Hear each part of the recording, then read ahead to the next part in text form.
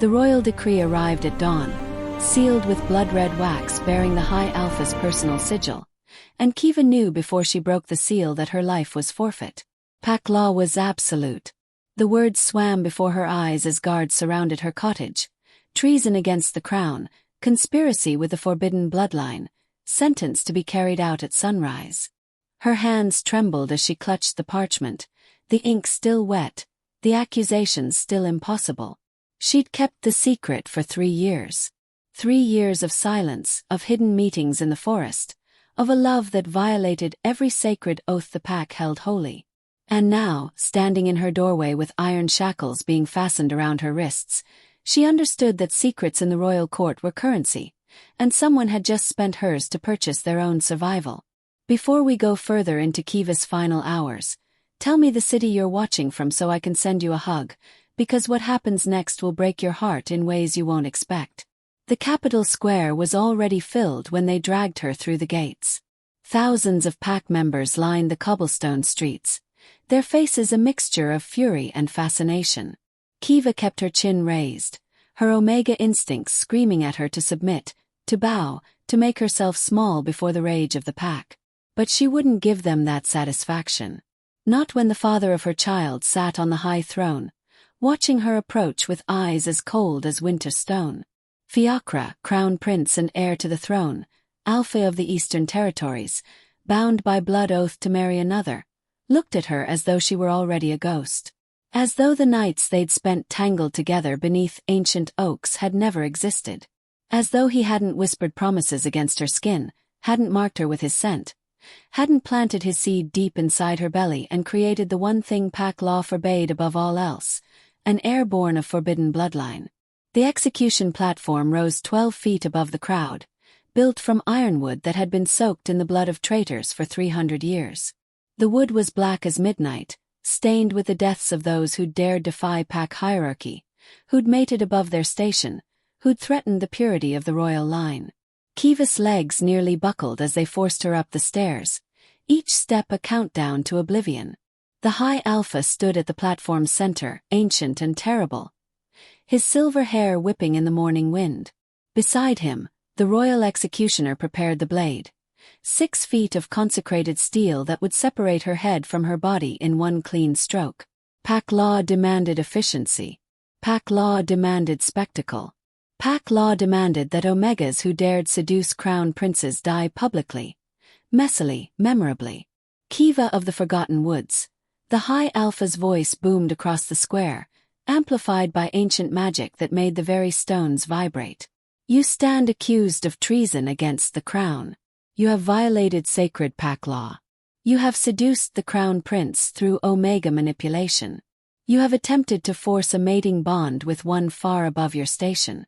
You have conspired to plant forbidden bloodline within the royal house. Each accusation landed like a physical blow. The crowd roared its approval, baying for her blood. But it was the next words that drove the blade into her heart. And you have birthed a child in secret, an abomination that threatens the very foundation of our hierarchy. They knew about Aisling. The world tilted.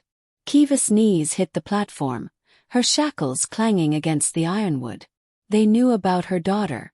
Her perfect, beautiful daughter with Fiacra's gray eyes and her wild auburn curls. The daughter she'd hidden in the forest cottage with her trusted friend Murianne, believing she could keep her safe from the pack's judgment. The daughter who was supposed to grow up free, unchained by the Omega designation that had ruled Kiva's entire existence. But pack law had found her anyway. Pack law always found the forbidden ones. Where is the child? The High Alpha demanded. And for the first time since the decree arrived, Kiva felt true fear.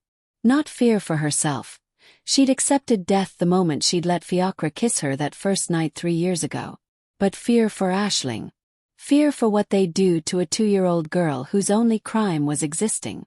Dead, Kiva lied, her voice steady despite the terror flooding her system. The child died at birth. There is no heir. The High Alpha's eyes narrowed. He was 600 years old, had presided over the pack since before her grandmother was born, and could smell deception the way wolves scented blood. You would add lying to your crimes. The penalty for false testimony before the council is worse than death. Kiva laughed, the sound bitter and sharp. What can you do to me that you're not already doing? Omega. I've been property since the day I presented. You're going to cut off my head regardless of what I say. So yes, High Alpha. The child is dead.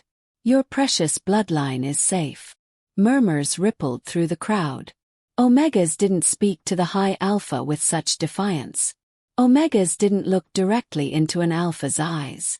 Omegas certainly didn't laugh in the face of execution. But Kiva had nothing left to lose except the location of her daughter, and she'd take that secret to whatever hell waited beyond the blade. Fiacre stood then, rising from his throne with liquid grace. He was beautiful in the morning light, all sharp angles and controlled power, the silver circlet on his brow marking him as crown prince and future High Alpha. Their eyes met across the platform, and for just a moment, less than a heartbeat, she saw the crack in his composure, saw the way his jaw tightened, saw his fingers grip the arm of his throne hard enough that his knuckles went white. Then the mask returned, cold and impenetrable. The Omega lies, Fiacre announced, his voice carrying across the square with practiced authority. I have never touched this female. I have never broken my betrothal oath to the Northern Princess. This Omega used forbidden magic to simulate my scent, to create the illusion of a bond that never existed. She is desperate and delusional. Whatever child she claims to have borne was sired by another. The betrayal was complete. Kiva had expected denial. She wasn't naive enough to think a crown prince would sacrifice his throne for an Omega. But to hear him disavow their daughter, to hear him call their love a delusion, to hear him reduce 3 years of stolen moments to Omega manipulation.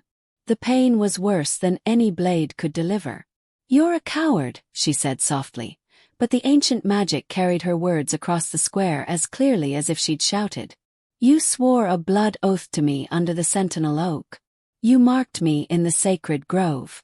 You promised. Silence her, the High Alpha commanded, and a guard's fist connected with her jaw, splitting her lip and filling her mouth with copper. She spat blood onto the ironwood, staining it fresh red. The royal executioner moved into position behind her.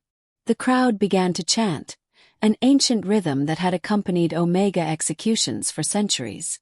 Kiva closed her eyes, thinking of Aisling's laugh, the way she said "Mama" with such perfect trust, the weight of her tiny body curled against Kiva's chest during storms. If she was going to die, she'd die with that memory. Not with the sight of Fiacre's betrayal. Not with the pack's hatred. Just her daughter safe and hidden, growing up free. The executioner raised the blade. The chanting reached a crescendo. Kiva took her last breath, and a child's voice cut through the noise like a knife through silk. Mama! The square fell silent. Kiva's eyes snapped open, and her heart stopped.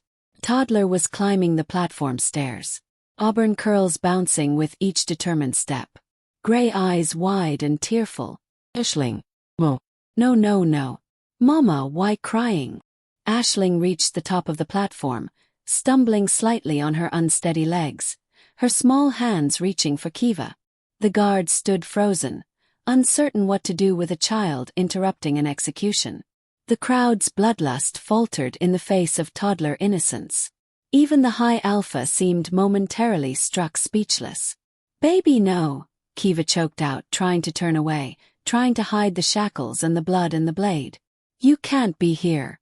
You need to go back to Auntie Miriam. You need to. Want Mama, Aisling insisted with the simple logic of a 2-year-old. She reached Kiva and wrapped tiny arms around her mother's neck, pressing her face into Kiva's shoulder. The child's scent was pure and sweet, unpolluted by designation yet, though Kiva could already smell the alpha potential sleeping in her blood. Fiacre's daughter. Undeniably, unmistakably his. The High Alpha recovered first. Seize the child.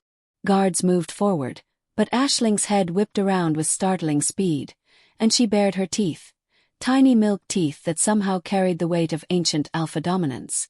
The guards actually stepped back. A 2-year-old had just made full-grown warriors retreat. The power in her bloodline was undeniable. "That's impossible," someone in the crowd whispered. "She's too young to manifest alpha traits." "Unless," another voice rose, "she's got royal bloodline. Direct royal bloodline. The kind that only comes from the crown prince," the high alpha finished, his voice gone deadly quiet. He turned to Fiacra with glacial slowness. "You swore before the council that you never touched this Omega. You swore on your honor, on your claim to the throne, on the sacred oaths that bind our pack. And yet here stands a child who carries alpha dominance years before it should emerge. Child who has your eyes, your coloring, your presence." Fiacra's face had gone ashen. He stared at Aisling like she was an apparition, a ghost made flesh. That's not." "Approach the child," the high alpha commanded. "Father, I can explain." "Approach." "Child." Fiacra descended from his throne like a man walking to his own execution. The crowd parted for him, silent now, the spectacle they'd come for transforming into something far more dangerous. A royal scandal. He reached the platform and climbed the stairs with leaden steps. When he stood 3 feet from Aisling, the toddler turned to look at him with those devastating gray eyes. His eyes, and cocked her head with curious recognition. "Duh," she said, trying out the word uncertainly. The high alpha's roar shook the foundations of the square. "You dare lie before the council. You dare disavow your own child. You dare break your blood oath to the Northern Princess while simultaneously denying the consequences." His power exploded outward, forcing every wolf in the square to their knees. Even Fiacra buckled under the weight of his father's rage. Only Kiva, already kneeling in chains, and Aisling, protected by her innocent ignorance of pack hierarchy, remained unaffected. "I can explain," Fiacra gasped, fighting the pressure of the high alpha's dominance. "The Omega, she seduced me. She used heat manipulation. She forced the bond." "Do not," Kiva snarled, and her voice carried an Omega's rage that was somehow more terrible than any alpha's roar. "Blame your choices on me. You came to me. You pursued me. You promised me everything while knowing you'd give me nothing. You planted your seed in my body and then left me to raise your daughter alone in the forest. And now, when your lies are exposed, you try to claim I manipulated you." She laughed, wild and broken. "You're not just a coward, Fiacra. You're a monster." Aisling whimpered at her mother's tone and burrowed deeper against Kiva's shoulder. The child's distress seemed to cut through Fiacra's defenses more effectively than any accusation. He looked at his daughter, really looked at her, and something in his expression cracked. "She's mine," he whispered, the admission torn from somewhere deep in his chest. "God help me, she's mine." The crowd erupted, shouting accusations, demands for justice. Some called for Fiacra's execution alongside Kiva's. Others demanded Aisling be killed as an abomination. Still others argued that a royal heir, even a forbidden one, should be protected at all costs. The square descended into chaos, wolves shouting over each other, the carefully maintained hierarchy of the pack splintering under the weight of scandal.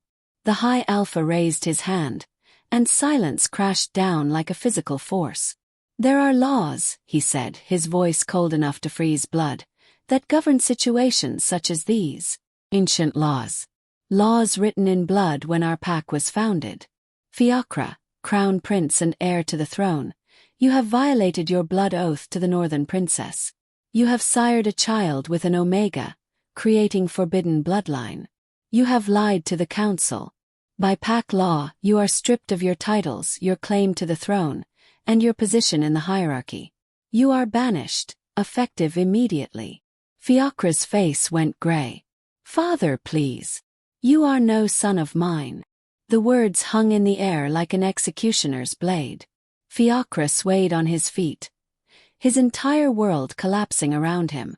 To be cast out of the pack was a fate worse than death for an alpha. To be stripped of title, of purpose, of belonging. He reached for the throne behind him as if for support, but guards moved to block his path. He was already no longer prince. Already no longer heir. Already nothing. As for the Omega, the High Alpha continued, turning his terrible gaze on Kiva. Pack law states that any Omega who successfully bears a royal child, regardless of the circumstances, must be evaluated by the Council of Elders. The execution is stayed pending investigation. Hope flared in Kiva's chest, painful and desperate. And my daughter? What happens to Aisling? The High Alpha's expression softened almost imperceptibly as he looked at the toddler still clinging to her mother.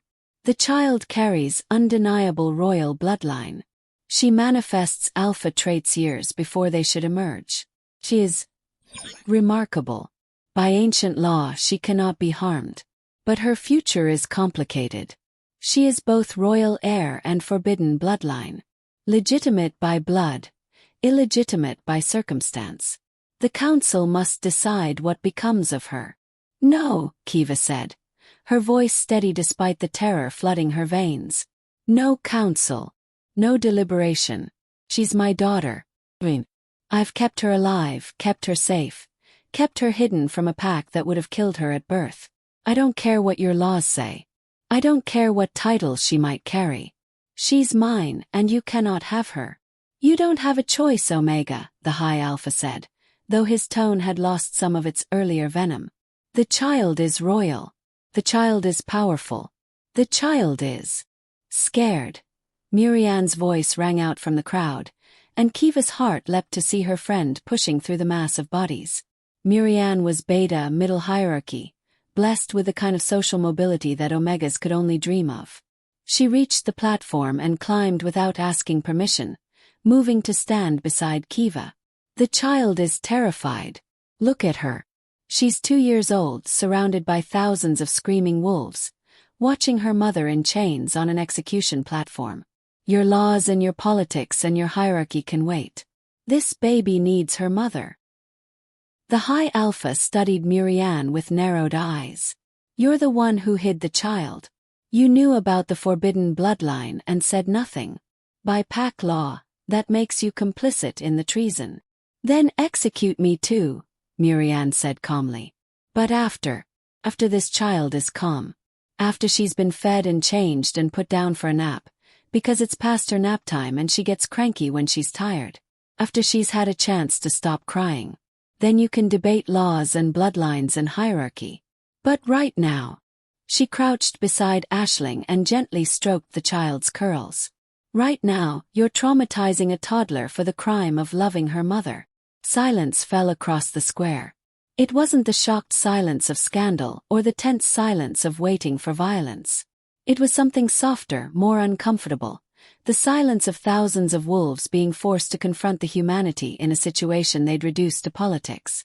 The High Alpha closed his eyes briefly, and when he opened them, he looked every one of his 600 years. Remove the Omega's chains, he said quietly. Escort her and the child to the northern tower. Post guards, but make them comfortable. The council will convene at sunset to determine their fate. The guards moved to obey, and Kiva felt the iron shackles fall away from her wrists. She immediately gathered Aisling fully into her arms, holding her daughter so tightly the child squeaked in protest. Mama, too tight, Aisling complained, but she was smiling now, the crisis already forgotten in the way only toddlers could manage. I love you, Kiva whispered against her daughter's hair. I love you so much, my brave girl. My perfect girl.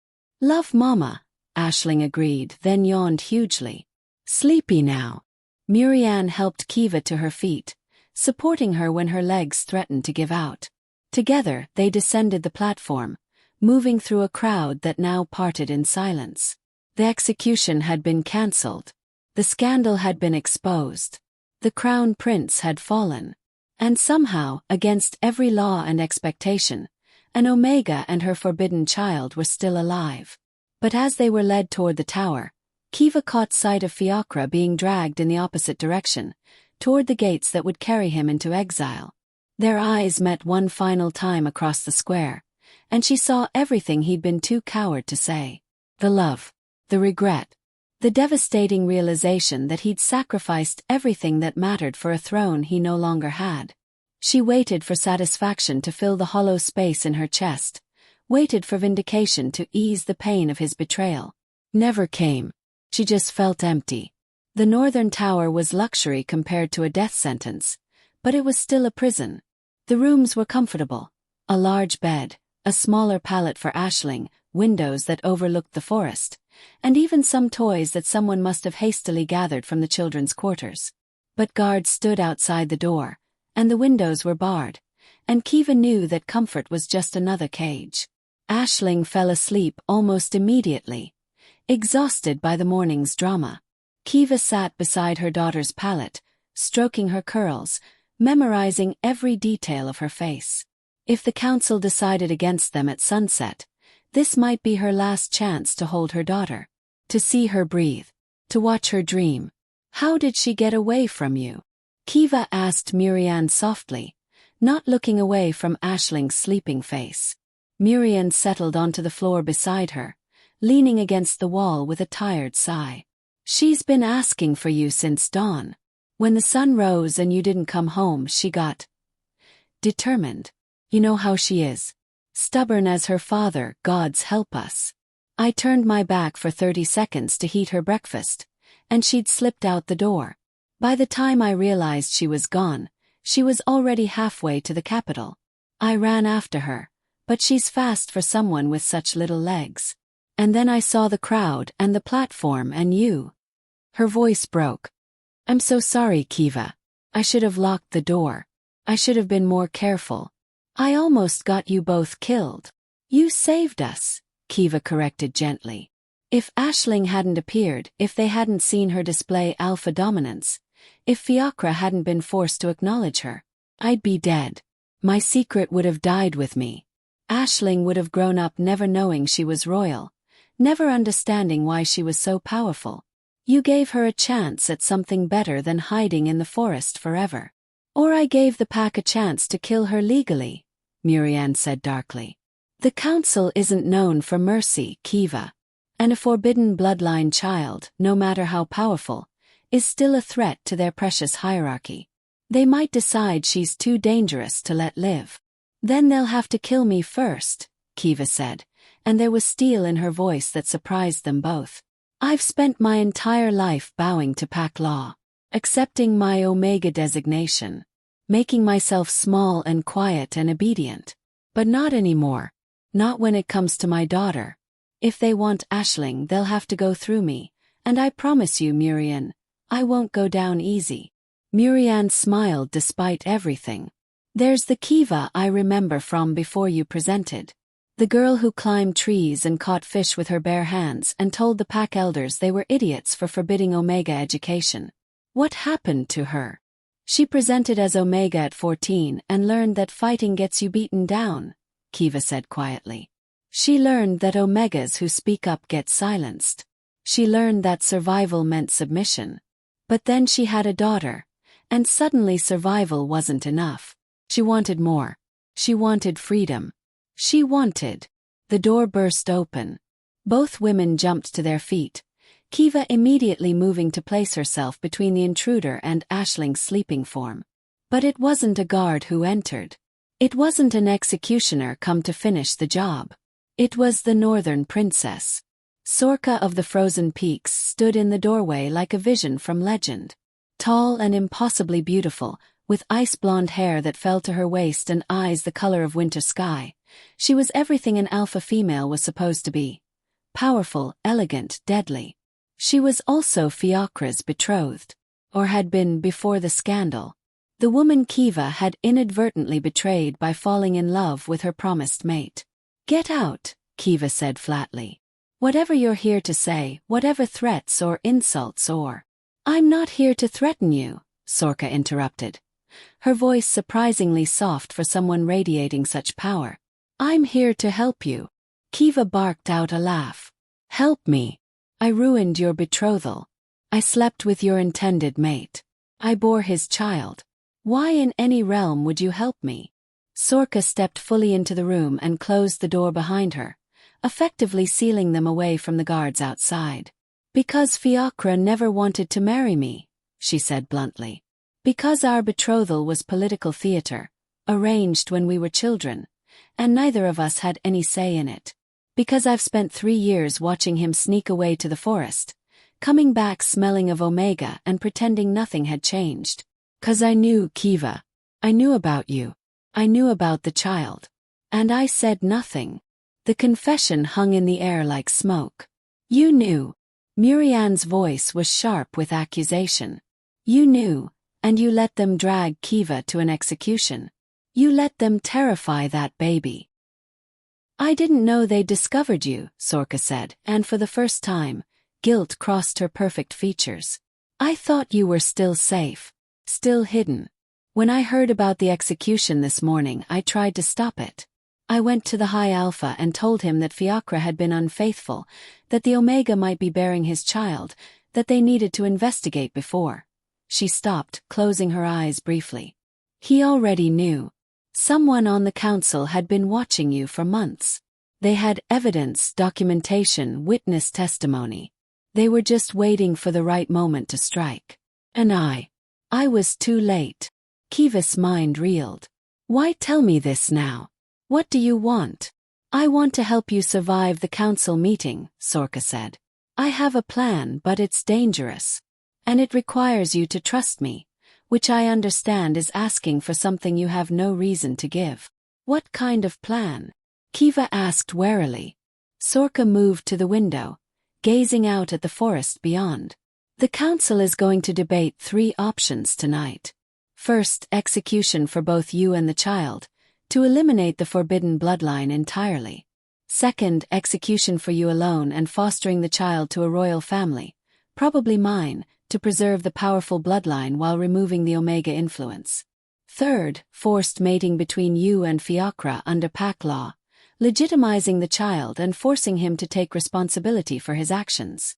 Fiacra was banished, Murian pointed out. He's no longer royal. How would mating an Omega to an exile legitimize anything? Because I'm going to argue for his reinstatement, Sorka said calmly. I'm going to tell the council that I release him from his betrothal oath, that I hold no claim over him, that as Northern Princess, I have the authority to dissolve our arrangement, without the betrothal hanging over him.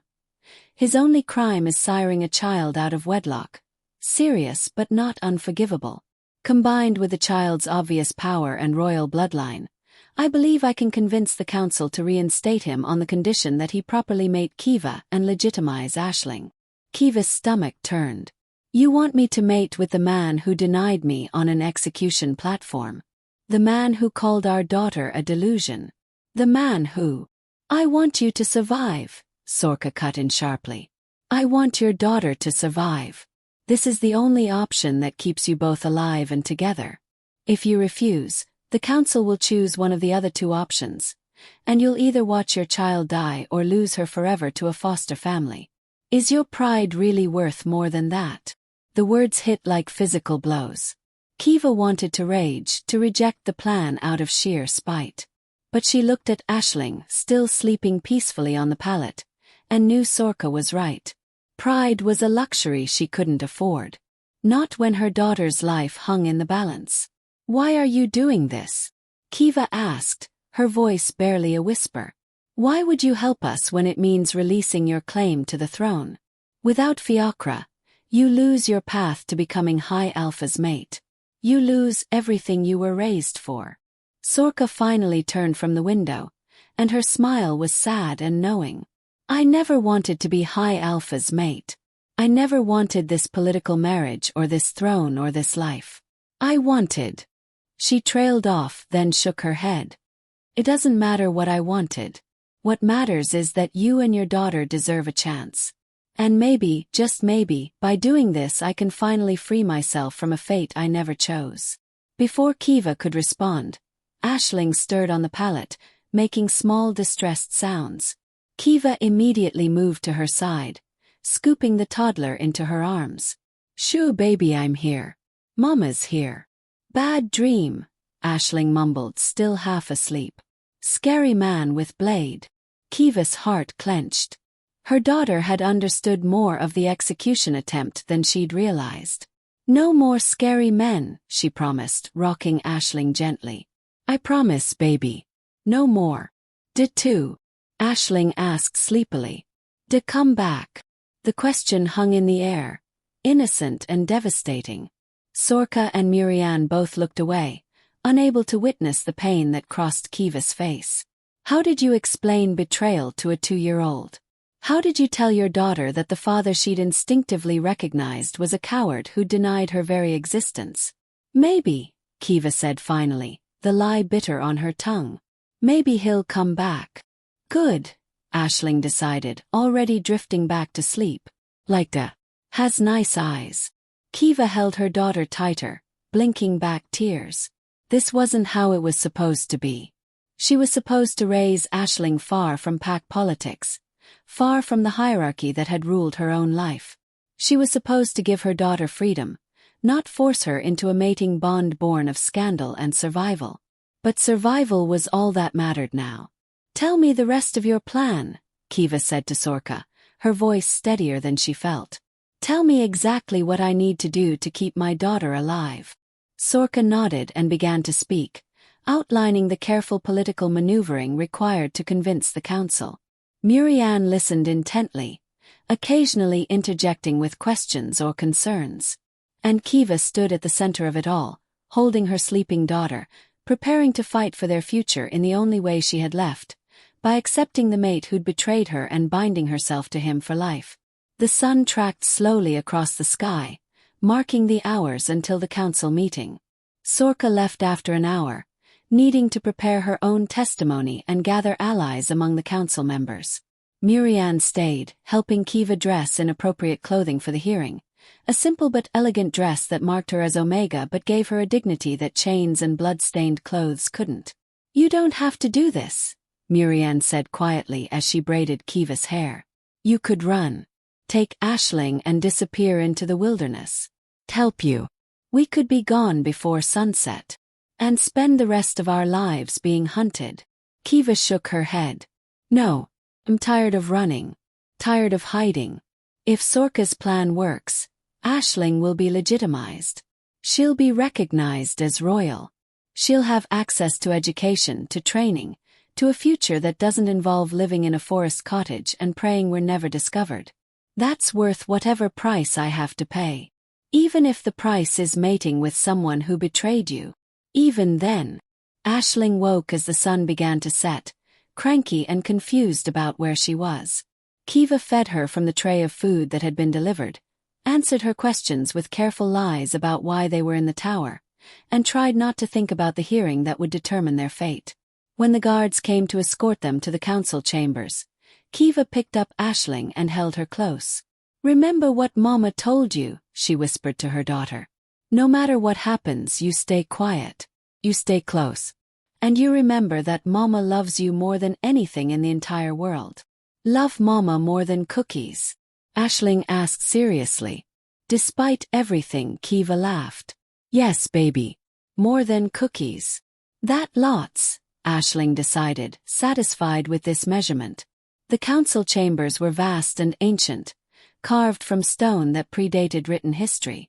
12 chairs arranged in a semicircle, each occupied by an elder who'd served the pack for centuries. The High Alpha sat at the center, still radiating the cold fury that had marked the morning's execution attempt. Sorka stood to one side, regal and composed. And Fiacra. Fiacra stood in the center of the room, still dressed in the formal clothes he'd worn to watch Kiva's execution, but stripped of every symbol of his rank. No crown. No ceremonial weapons. No marks of status. He looked hollow, broken, like a man who'd lost everything he'd ever valued. His eyes found Kiva the moment she entered, and the naked longing in his gaze made her stomach twist. Too little, too late. She looked away deliberately, focusing instead on the elders who would decide her future. We convene to address the matter of Kiva of the Forgotten Woods, Omega, and her child Aisling, the High Alpha announced. The evidence of forbidden bloodline has been established. The Crown Princes, the former Crown Princes, paternity has been confirmed through his own admission and the child's manifestation of royal dominance. What remains is to determine appropriate consequences and remedies. Elder Neov, ancient and silver-haired, spoke first. The law is clear. Omega and royal bloodlines must not mix. The child is an abomination, a threat to our hierarchy. Both should be executed to preserve pack order. The child is also the most powerful heir born in 3 generations, Elder Ronan countered. Her alpha presence at age 2 is unprecedented. To kill such potential would be foolish. I propose execution of the Omega alone and fostering the child to a royal family capable of proper guidance. Kiva's grip on Aisling tightened. The toddler sensed her mother's distress and whimpered, burying her face against Kiva's neck. I have a third proposal. Sorka's voice rang clear and strong. She stepped forward, commanding the room's attention with the kind of natural authority that came from centuries of breeding. As Northern Princess and former betrothed of Fiacra, I formally release him from his blood oath to me. Our betrothal is dissolved, effective immediately. I hold no claim over him. Shocked murmurs rippled through the council. The High Alpha's eyes narrowed. You cannot simply dissolve a betrothal, girl. The alliance between our territories will continue, Sorka interrupted calmly, because it was never actually dependent on a marriage. The trade agreements, the territorial treaties, the military alliances, all of those exist independently of my personal relationship with Fiacra. My father, the Northern High Alpha, has already given his blessing for this dissolution. The betrothal was political theater. It's time we acknowledged that. The High Alpha's jaw clenched. And what do you propose in its place? That Fiacra be reinstated to his position as Crown Prince on the condition that he formally made Kiva under pack law, legitimizing their daughter and taking full responsibility for his actions. The child is too powerful to waste, too royal to deny. And the Omega has proven herself capable of bearing and raising an exceptional heir. This solves every problem.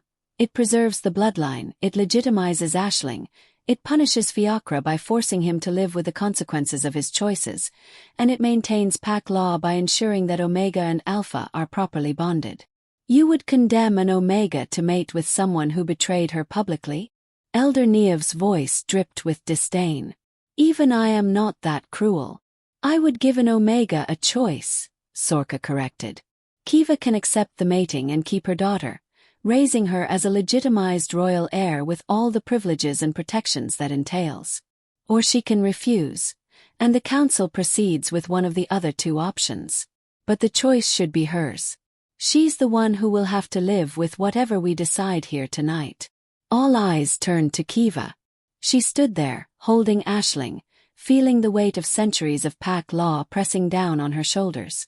Every instinct screamed at her to refuse, to spit in Fiacra's face, to tell them all exactly where they could shove their political solutions.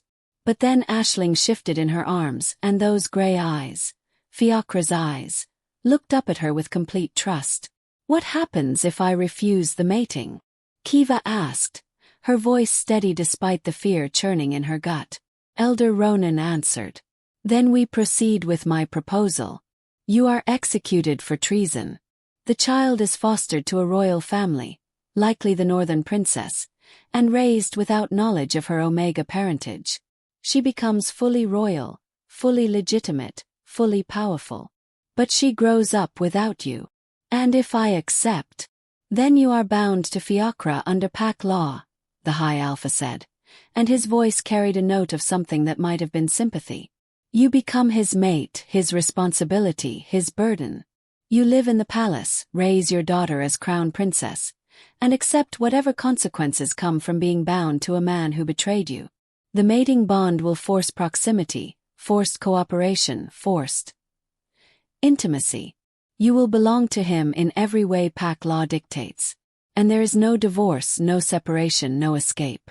Once the bond is sealed, it is eternal. Eternal. The word echoed in Kiva's mind like a death knell. She looked at Fiacra then, really looked at him, and saw the devastation written across his features. He looked like he wanted to speak, to beg, to explain, but the council had not given him permission to address her. Can he refuse? Kiva asked suddenly. If I accept, can Fiacre refuse the mating? The High Alpha's expression darkened. No. If you accept, the mating proceeds regardless of his wishes. He forfeited his right to choose when he broke his betrothal oath and lied to this council. This would be his punishment, to be bound to the Omega he betrayed, to live every day with the consequences of his cowardice, to watch his daughter grow up knowing he denied her existence when it mattered most. Something cold and sharp settled in Kiva's chest. Not quite revenge. Not quite justice. But close enough to both that it felt like power. She could condemn Fiacre to the same cage he'd built for her.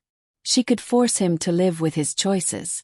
She could make him feel every ounce of the pain he'd caused. And she could keep Aisling.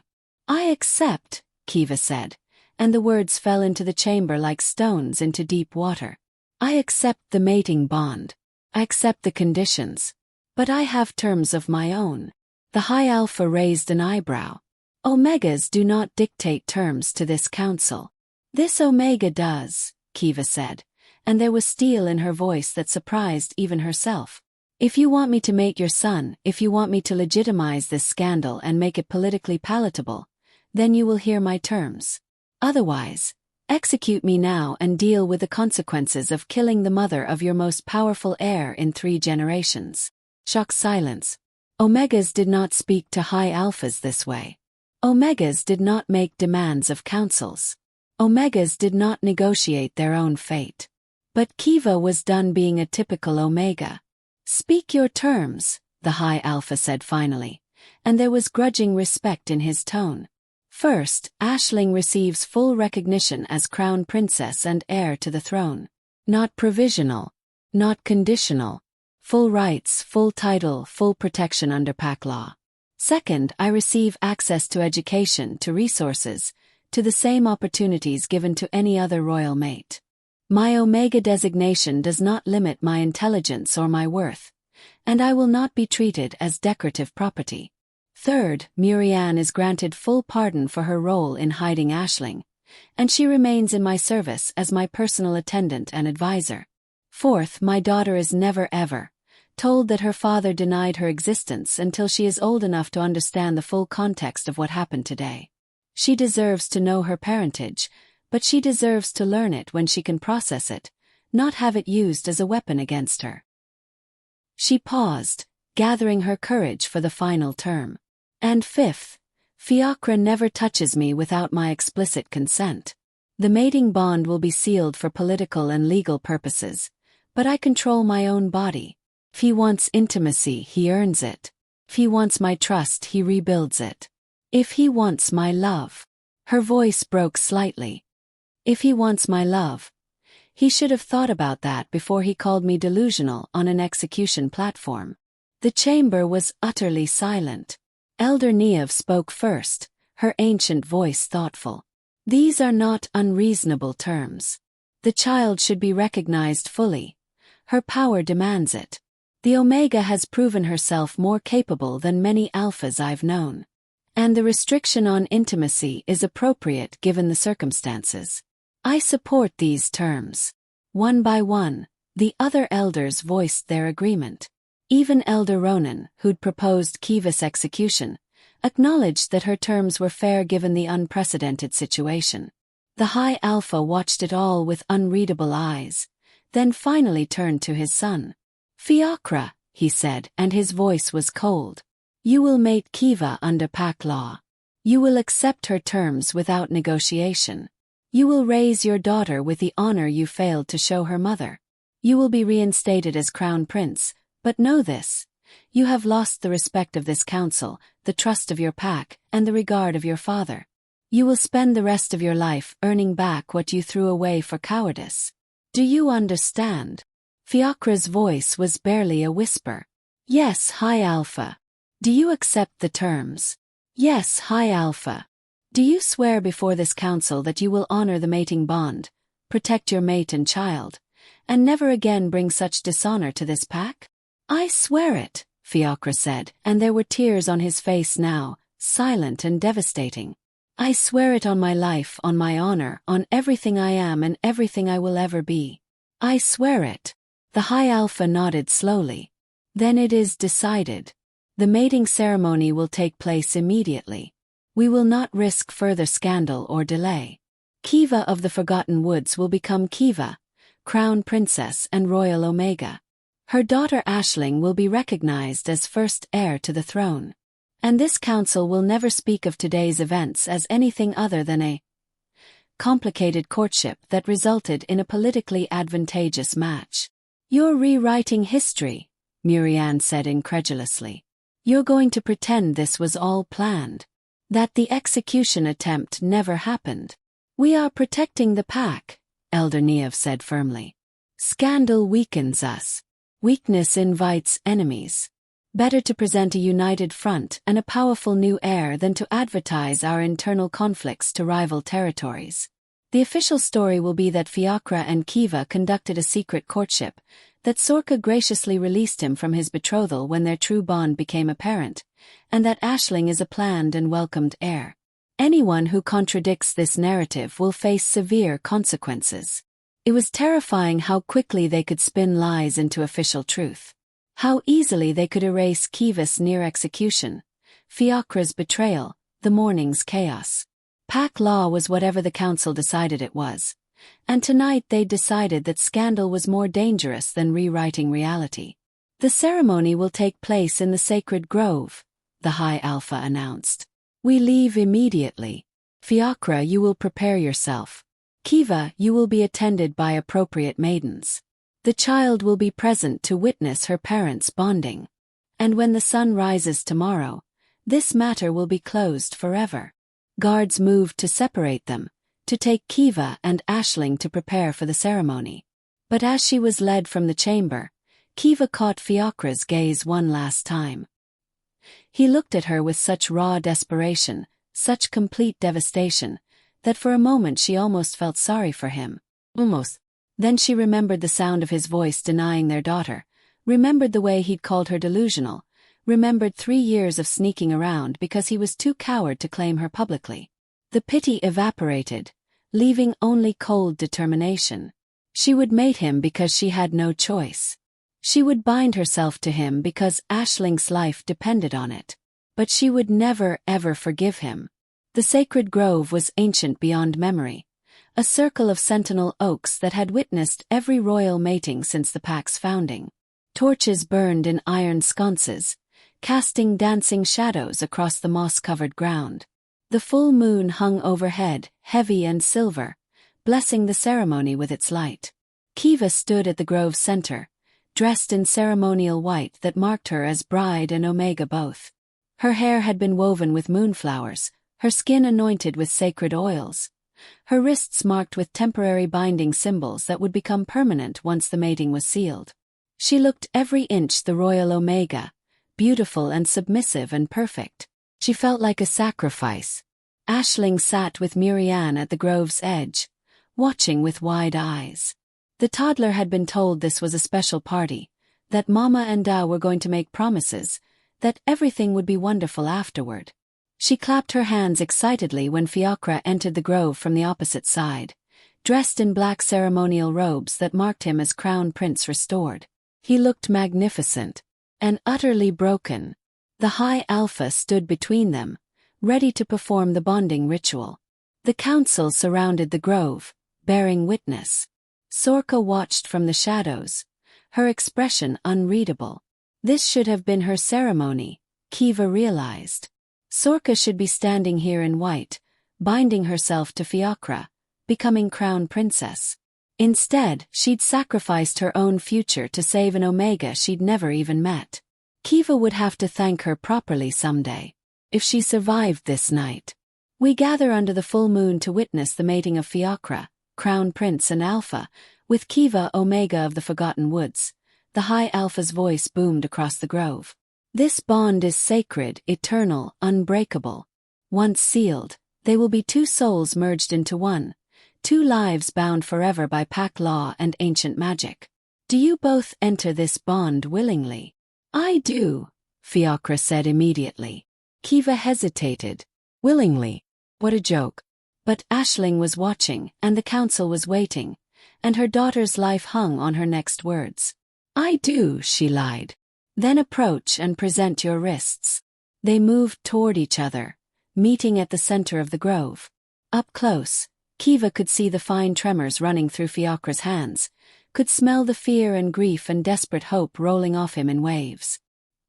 He looked at her like she was salvation itself, like she held the power to redeem every terrible choice he'd made.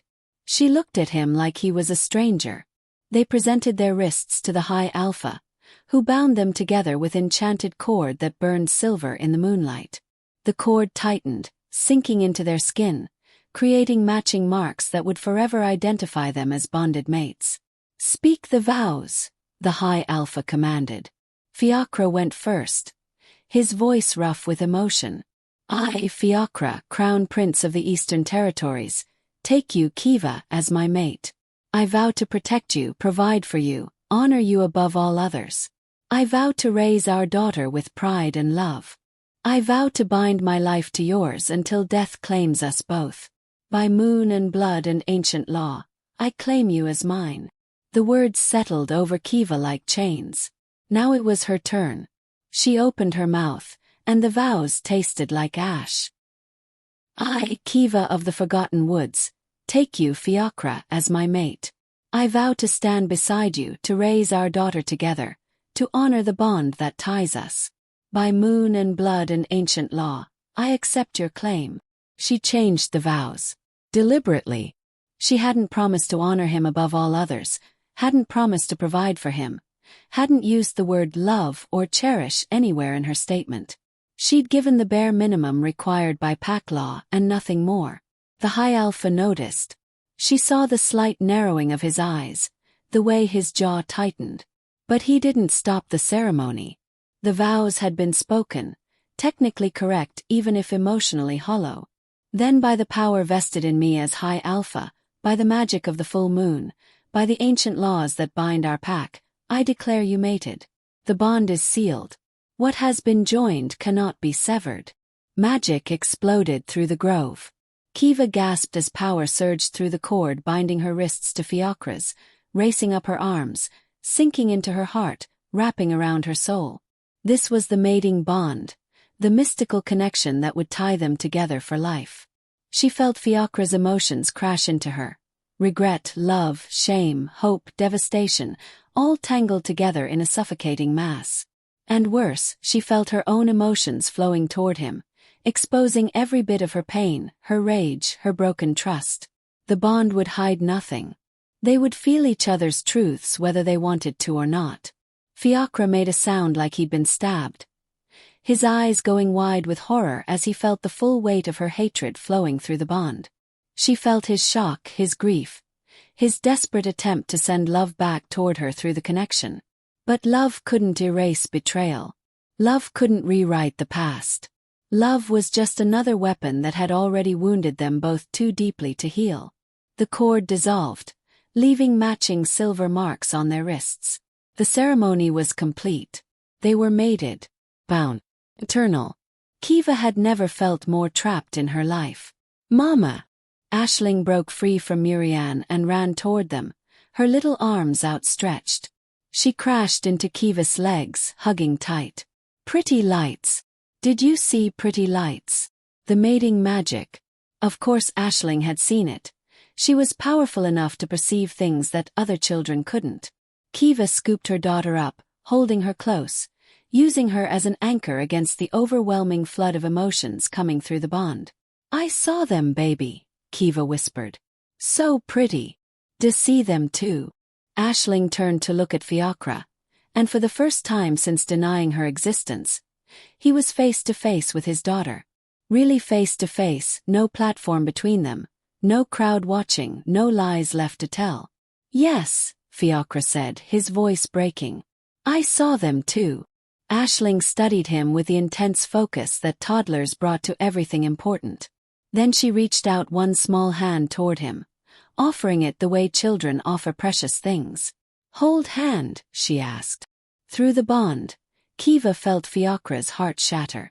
Felt every bit of his self-loathing, his regret, his desperate love for this child he'd denied.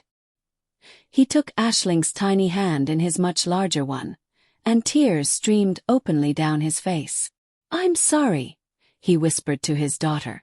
"I'm so sorry." Aisling didn't understand. She just smiled, happy to be holding hands with both parents, oblivious to the undercurrents of pain and politics swirling around her. "We family now?" she asked.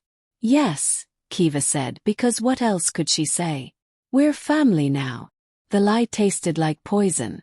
The council dispersed after the ceremony, satisfied that the scandal had been contained.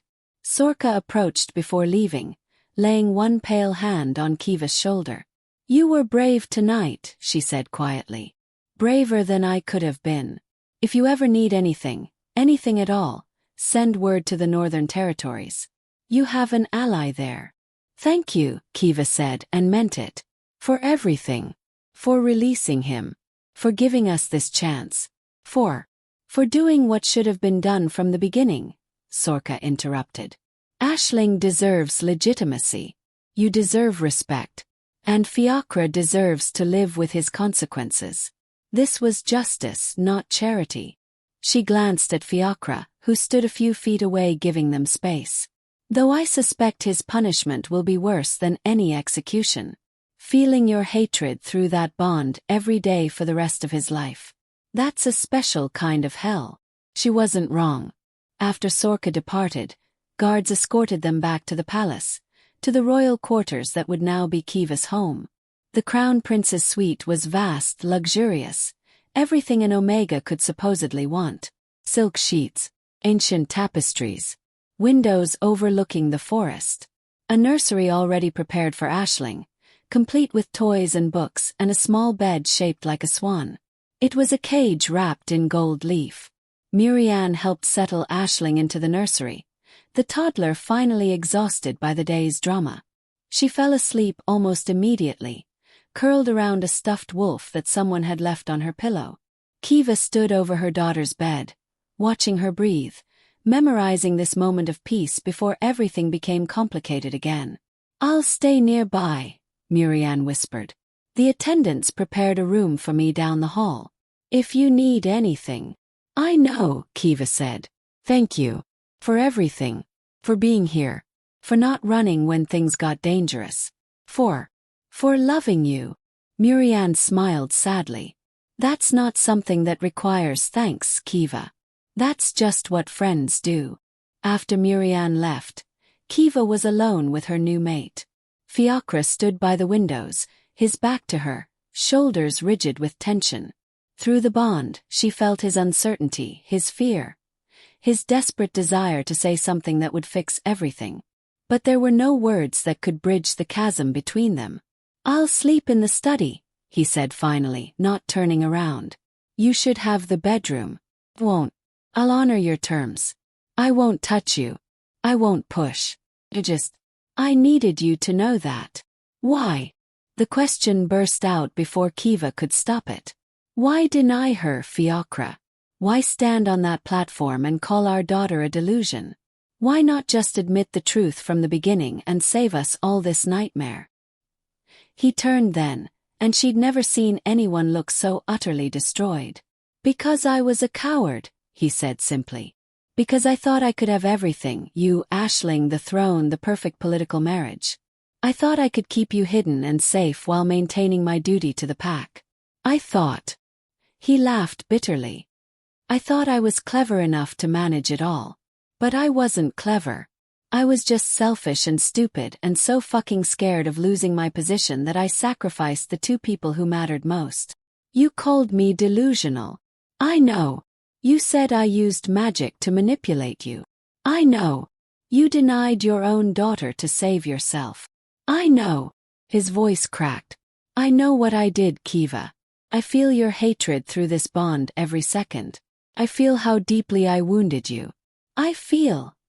He stopped, pressing a hand to his chest as if he could physically contain the emotions flooding through him. "I feel everything and it's killing me. But I deserve it. I deserve every bit of your rage. I need you to know that I loved you. Love you. I love Aisling. And I will spend the rest of my life trying to be worthy of the second chance you've given me." Kiva stared at him, and through the bond she felt the truth of his words. He did love her. He did love Aisling. The emotion was real, painful, overwhelming. But love without courage was meaningless. Love without honor was just pretty words wrapped around cowardice. "Your love almost got us killed," she said coldly. "Your love put our daughter on an execution platform. Your love made me stand there in chains while you denied everything we were to each other. So forgive me if I don't care about your feelings right now. Forgive me if your love feels like the most dangerous thing I've ever experienced." She felt his pain lance through the bond like a knife. But let him hurt the way she'd hurt. Let him feel what betrayal tasted like. "I'll be in the study," he repeated quietly, and left the room before she could respond. Alone in the massive bedroom, Kiva finally let herself break. She sank to the floor, wrapped her arms around her knees and sobbed. For the life she'd lost. For the future she'd imagined. For the love that had turned toxic. For the daughter who would grow up in a palace instead of running free through the forest. For the mate she was bound to eternally but would never forgive. The mating bond carried her pain to Fiachra, wherever he was. She felt him receiving it, felt his own anguish echoing back.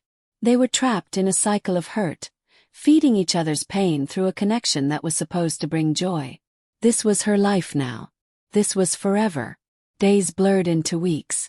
Kiva learned to navigate palace life with the same determination she'd once applied to survival in the forest. She attended council meetings as crown princess, sat through diplomatic dinners, smiled for the pack members who came to offer congratulations on her mating. She played the role perfectly. Dutiful Omega, devoted mother, supportive mate. It was all performance. At night, she slept alone in the massive bed while Fiachra kept his promise and remained in the study. During the day, they maintained careful distance, speaking only when necessary, their interactions choreographed to appear normal to outside observers while remaining emotionally hollow. The bond hummed between them constantly, a reminder of everything they weren't. Aisling thrived. That was the only bright spot in the nightmare. She had tutors, playmates, access to the palace libraries and training grounds. She learned politics and history and combat, her young mind absorbing everything with frightening speed. At 3 years old she could read simple texts. At 4, she was already showing signs of tactical thinking that impressed even the ancient elders. At 5, she asked questions that made council members uncomfortable. "Mama, why don't you and sleep in the same room?" she asked one evening as Kiva tucked her into bed. Kiva's heart clenched. They'd been so careful to hide the dysfunction of their relationship, but children saw everything. "Your father and I have different schedules, sweetheart. It's easier this way. But other mates sleep together. I heard the servants talking. They said it's weird that the crown prince sleeps in the study." Of course the servants talked. Everything in the palace became gossip eventually. Kiva stroked Aisling's curls, searching for words that would satisfy a 5-year-old's curiosity without explaining the full, ugly truth. "Sometimes," she said carefully, "people need space. Even people who care about each other. Your father and I are partners in raising you, in ruling eventually, in lots of things. But we also need to be our own people. Does that make sense?" "I guess," Aisling said, though she looked doubtful. "Do you love Da?" The question hung in the air like a sword. Through the bond, Kiva felt Fiachra freeze wherever he was in the palace, felt his desperate hope and crushing fear as he waited for her answer. "I love that he gave me you," Kiva said finally. "I love that he's trying to be a good father. I love complicated things about him. But love is complicated, baby. You'll understand when you're older." "That sounds like a no," Aisling observed with uncomfortable wisdom. "That sounds like the truth is messy," Kiva corrected. "Now sleep. You have weapons training tomorrow, and your instructor said you need to work on your defensive stance." Aisling made a face but obediently closed her eyes. Within minutes she was asleep, her breathing evening out into the peaceful rhythm of childhood. Kiva sat beside her bed for a long time, watching her daughter dream, wondering what kind of future they were building in this palace made of lies and political necessity. When she finally emerged from the nursery, Fiacre was waiting in the hallway. They hadn't been alone together, truly alone, since the mating ceremony 5 years ago. Oh, they'd occupied the same spaces, attended the same functions, even had occasional conversations about Aisling's education or pack business. But they'd never been alone like this, in the quiet hours of night, with no servants or guards or council members to serve as buffers. "I heard her question," he said quietly. "Through the bond. I felt your struggle to answer." "Then you already know what I would have told her if I'd been honest," Kiva said, moving to walk past him. He caught her wrist. Not hard, not controlling, just enough to stop her momentum. "I know you don't love me," he said. "I've known that for 5 years. I feel it every day through this bond. But Kiva, when does it end? When do we stop hurting each other? When do we figure out how to be more than just two people trapped together by necessity?" She looked down at his hand on her wrist, at the matching silver mating marks that bound them eternally. Through the bond, she felt his exhaustion, his loneliness, his desperate need for something other than the cold distance that had defined their mating. And she felt tired. So incredibly tired of carrying rage. "I don't know," she admitted, and it was the first honest thing she'd said to him in years. "I don't know when it ends, Fiacre. I don't know if it ends. You broke something in me that day on the platform. You took every bit of trust I'd given you and shattered it in front of thousands of people. And now we're bound together forever, feeling each other's pain, unable to escape. How do we come back from that?" "I don't know either," he said. "But I'm willing to try. For Aisling. For the possibility that maybe, someday, you could look at me without hatred in your eyes. That's asking a lot. I know. But I'm asking anyway." They stood there in the hallway, connected by touch and bond and 5 years of shared pain.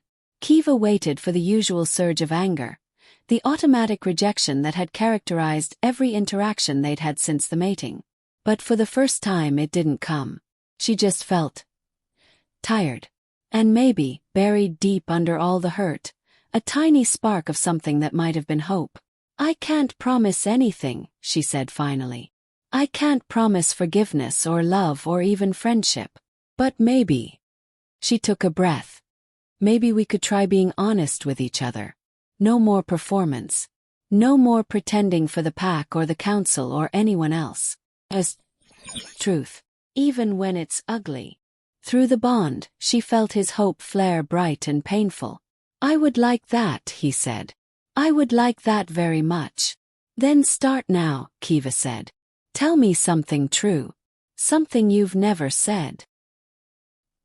He was quiet for a long moment, his thumb unconsciously stroking the inside of her wrist where he still held it. "I think about that day constantly," he finally said. "The execution. Standing there on that platform, watching them bring you up in chains.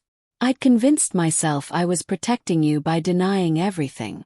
I thought if I claimed you'd manipulated me, they'd execute you and leave Aisling alone. That someone else would raise her safely. I didn't know they'd discovered her hiding place. I didn't know they'd planned to kill you both. And when Aisling climbed those stairs," his voice broke. "When she called you Mama and looked at me with my own eyes, I realized that every choice I'd made had been wrong. That my cowardice hadn't protected anyone. That I'd destroyed the only real thing I'd ever had. And I've been living in that moment ever since, replaying it, wondering what I could have done differently." The confession poured through the bond, raw and honest and devastating.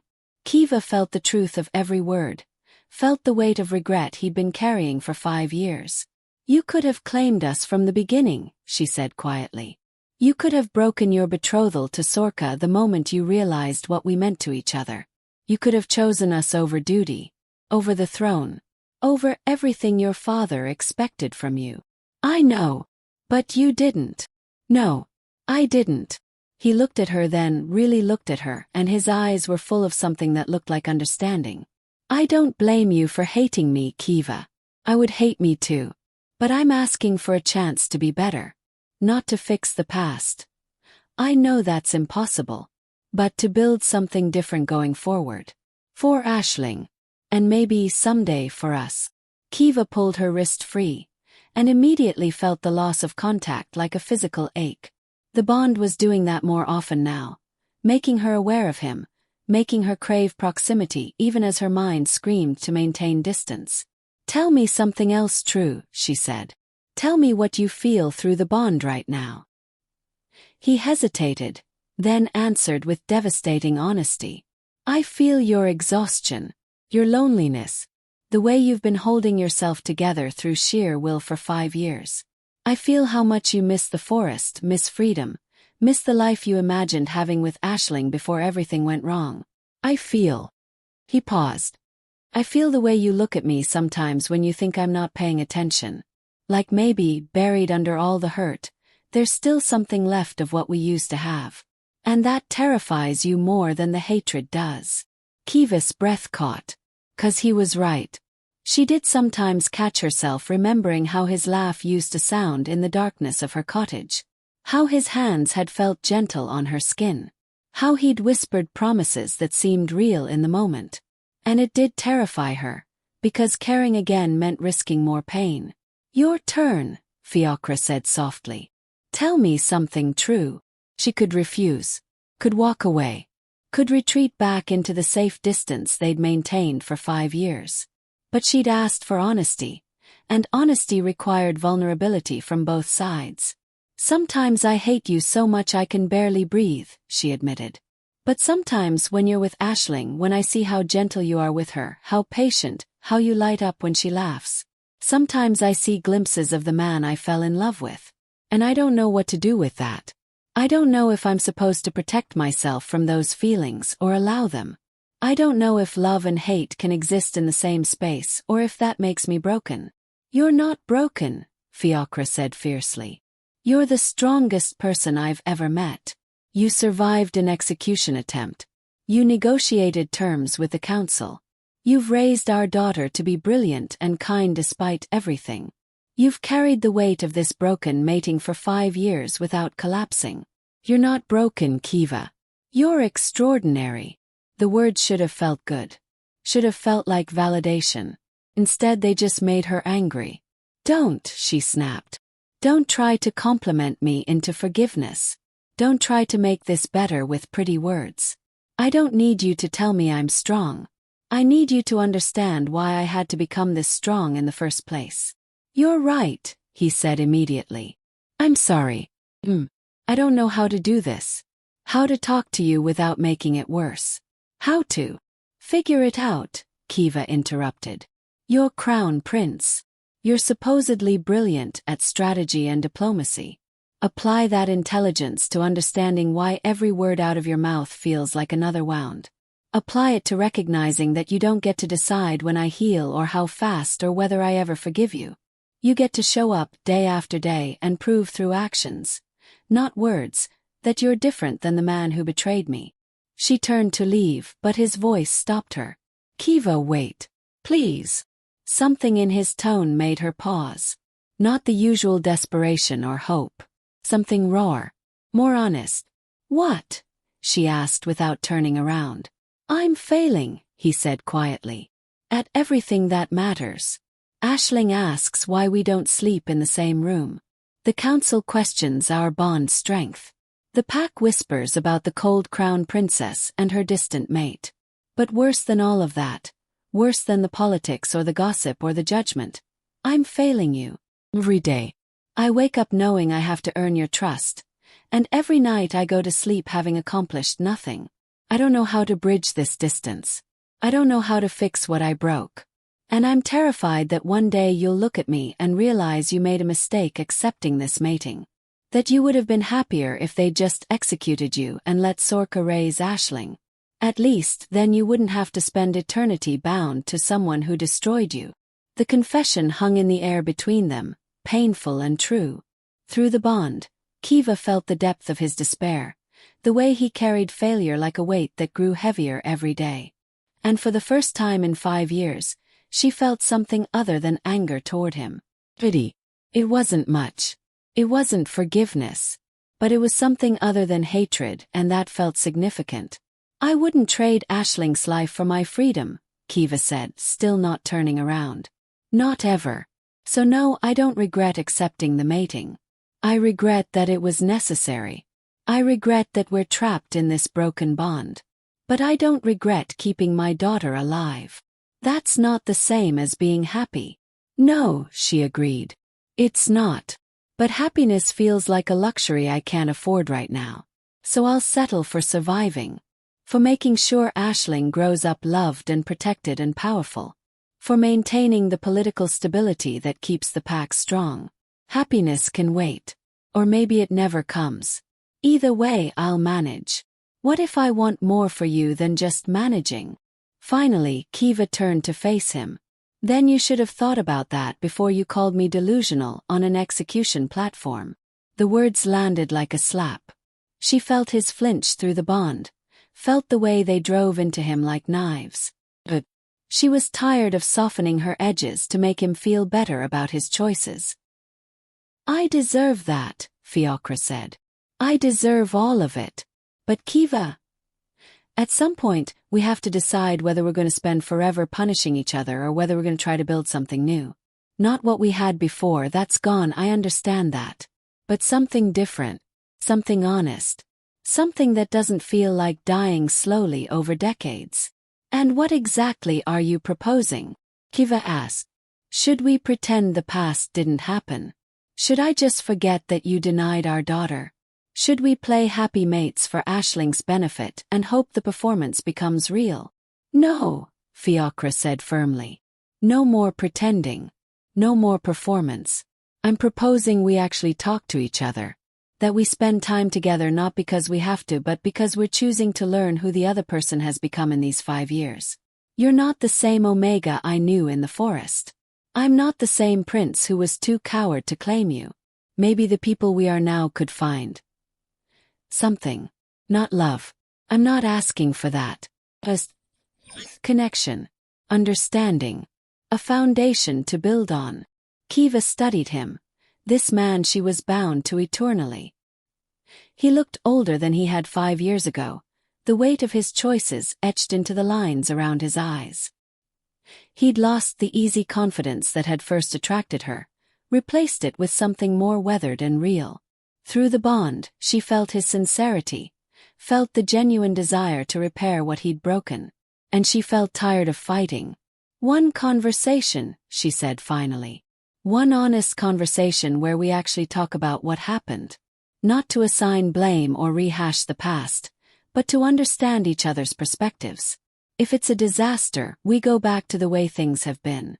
If it's not, she shrugged. We'll figure it out from there. Hope blazed through the bond so intensely it almost knocked her backward. When? Fiocra asked. Tomorrow night. After Aisling is asleep. In the garden, not the suite. Somewhere neutral. I'll be there, he promised. Thank you, Kiva, for giving me this chance. Don't thank me yet, she interrupted. You might not like what I have to say. I don't care. As long as you're saying it to me instead of pretending I don't exist. She left him standing in the hallway and returned to the bedroom that had never felt like home.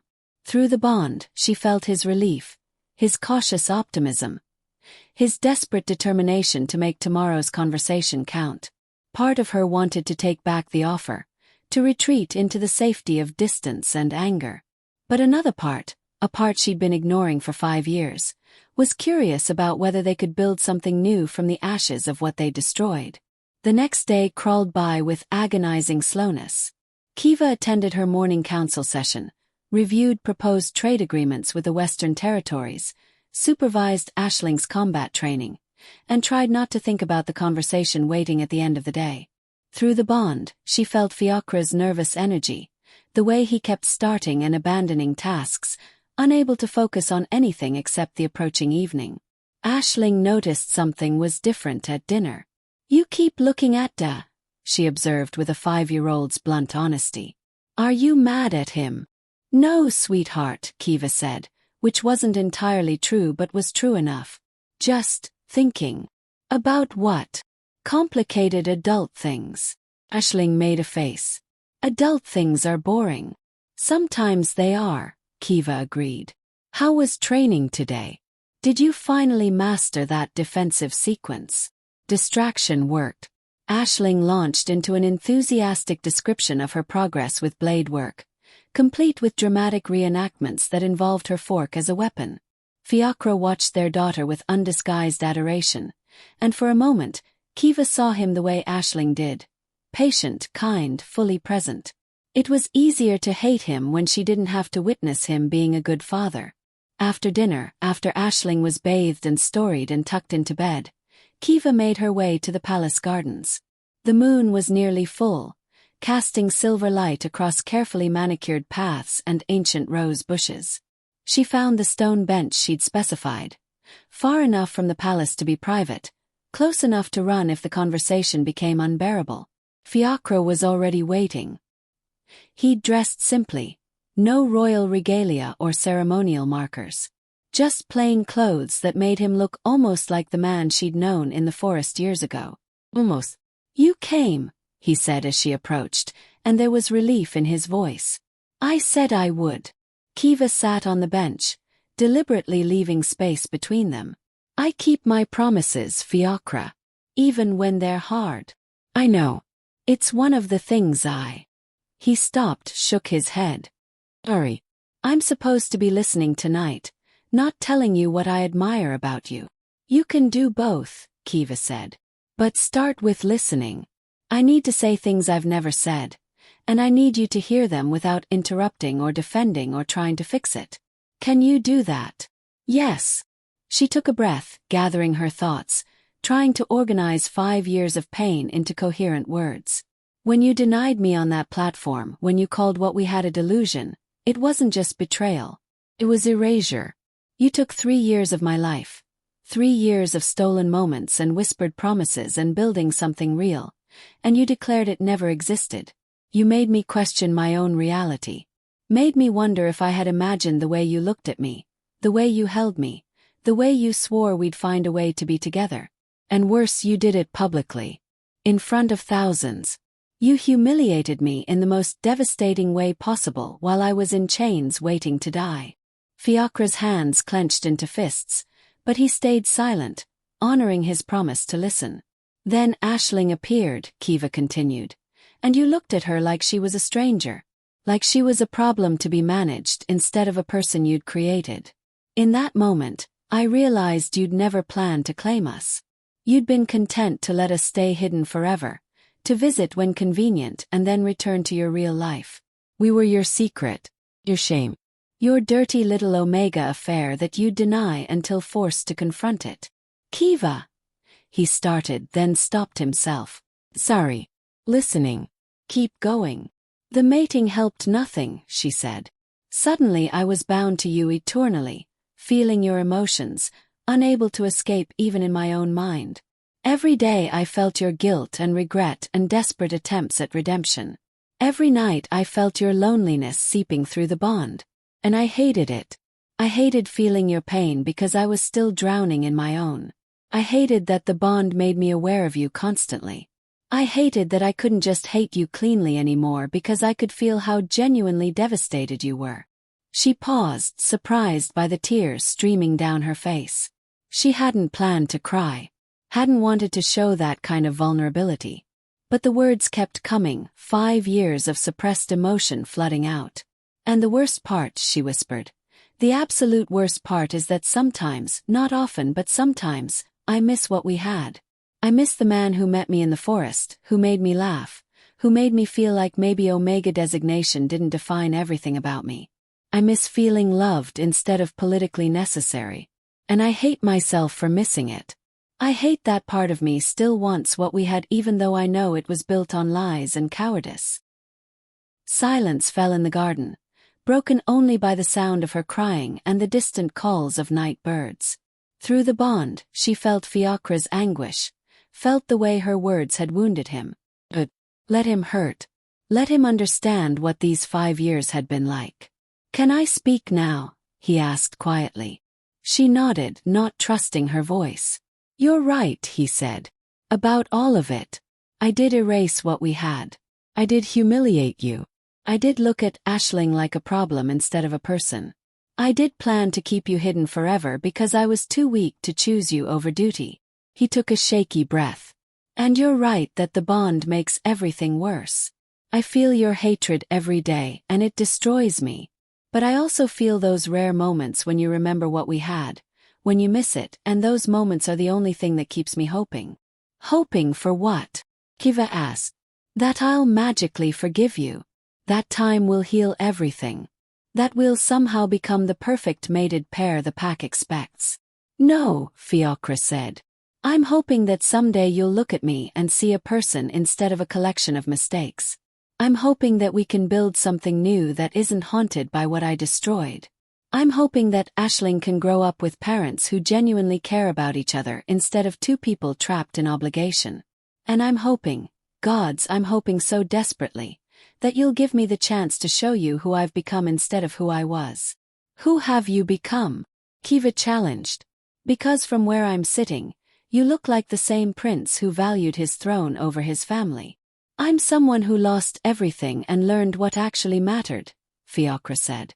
I'm someone who spends every day trying to be worthy of his daughter. I'm someone who understands that power means nothing without honor. I'm someone who would give up the throne tomorrow if it meant you'd look at me without pain in your eyes. That's easy to say now, Kiva said. After you've already been reinstated. After the scandal has been contained. After you've secured your position. Where was that person 5 years ago when it would have cost you something? He didn't exist yet, Fiacre admitted. 5 years ago, I was a coward who thought he could have everything without sacrifice. I've spent every day since learning how wrong I was. Learning that the things worth having require courage. Learning that. Stop, Kiva interrupted. Stop telling me what you've learned. Show me. Not with words. With actions. With choices. With the kind of courage you should have had from the beginning. Tell me how, Fiacre said desperately. Tell me what you need and I'll do it. Anything. Kiva was quiet for a long moment, studying this man she was bound to eternally. Through the bond, she felt his sincerity. His desperate need to repair what he'd broken. And she felt her own exhaustion, the weight of carrying anger for 5 years, the part of her that wanted to believe people could change. Move back into the bedroom, she said finally. Fiacre's eyes widened. What? You heard me. Move back into the bedroom. Not into my bed. I'm not ready for that, and I don't know if I'll ever be. But stop sleeping in the study. Stop maintaining this physical distance that tells everyone our mating is broken. Aisling notices. The servants gossip. The council questions our bond strength. If you want to show me you've changed, start by showing the pack that you're committed to this mating even when it's hard. And if being in the same room makes things worse? Fiacre asked. If the proximity hurts you more than the distance, then we'll figure it out, Kiva said. But right now the distance is just another way of running. Another way of avoiding the reality of what we are. I'm tired of running, Fiacre. I'm tired of pretending. I'm tired of maintaining this careful fiction. If we're going to be mated, then let's actually be mated. Messy and broken and honest. Through the bond, she felt his hope surge. Felt his fear and determination tangling together. When do you want me to move back? Tonight, she said. No point delaying. Either we can coexist in the same space or we can't. Better to find out now. They sat in silence for a while, the moonlight painting everything silver, the night air cool against their skin. Finally, Fiacre spoke again. Thank you, he said. For this chance. For your honesty. For not giving up on the possibility that we might become something better than what we've been. Don't thank me yet, Kiva repeated. This might be a disaster. Or it might be a beginning. Or that, she agreed reluctantly. They returned to the palace together, not touching but walking side by side. Servants watched them pass with barely concealed surprise. The distant crown princess and her mate actually approaching their chambers together was noteworthy enough to generate gossip. Kiva felt their stares, heard the whispers that started before they'd even turned the corner. Let them talk. She was done caring about pack politics and palace gossip. In the royal suite, Fiacre gathered his belongings from the study while Kiva changed for bed. When she emerged, he'd set up a small pallet near the window, far from her bed but in the same room. He'd even brought books and a lamp, creating a small space that was distinctly his. "Is this acceptable?" he asked. Kiva studied the arrangement. It maintained distance while eliminating the complete separation they'd lived with for 5 years. It felt like a compromise, like they were both giving something without fully surrendering. "It's acceptable," she said. They settled into their separate spaces, and for the first time in 5 years, neither of them slept alone. The bond hummed between them, less painful than usual, as if proximity eased some of the constant ache of their broken connection. Through it, Kiva felt Fiacre's careful consciousness of her presence, the way he monitored her comfort, ready to leave if she asked. She didn't ask. And that night, for the first time since the mating ceremony, Kiva slept without nightmares. Weeks passed, then months. The new sleeping arrangement became normal. They fell into rhythms: morning conversations over breakfast, shared supervision of Aisling's education, quiet evenings reading in the same space. Slowly, almost imperceptibly, the careful distance between them began to shrink. Not dramatically, not in ways the pack would notice, but in small moments that felt significant to them. A hand on her shoulder when she looked stressed during council meetings. Her remembering his favorite tea and having it waiting when he returned from diplomatic sessions. Him asking about her day and actually listening to the answer. Her laughing at one of his observations about palace politics and realizing it was the first time she'd genuinely laughed in years. The bond reflected the changes, growing less painful and more something else. Not love. Not yet. But connection. Understanding. The beginning of something that might eventually become respect.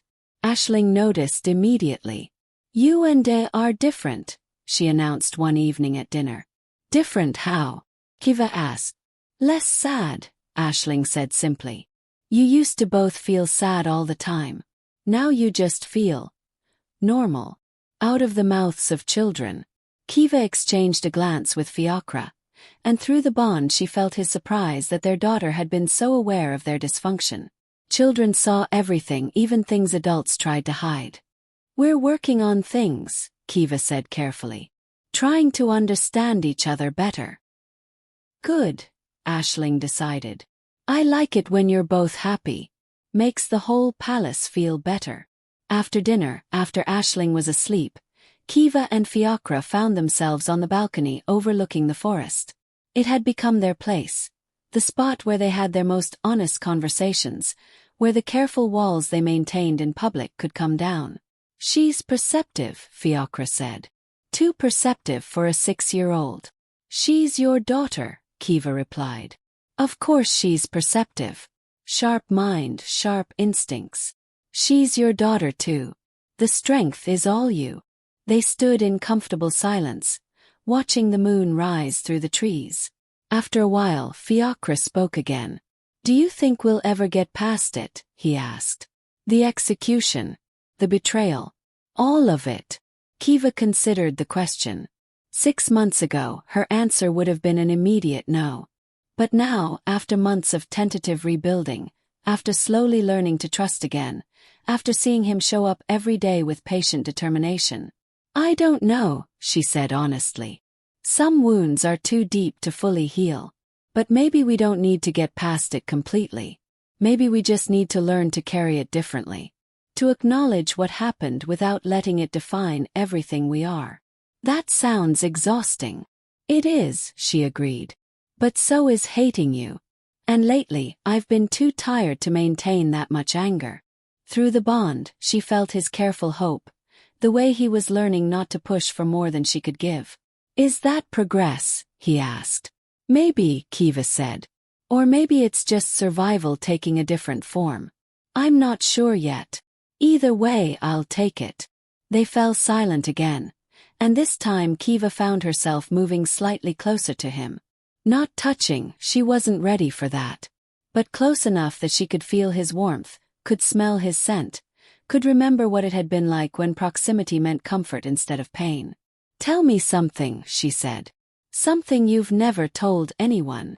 Fiacre was quiet for so long she thought he might not answer. Then, "I'm terrified of losing you again. Not the way I lost you before. I know I can't reclaim what we had. But losing this fragile thing we're building.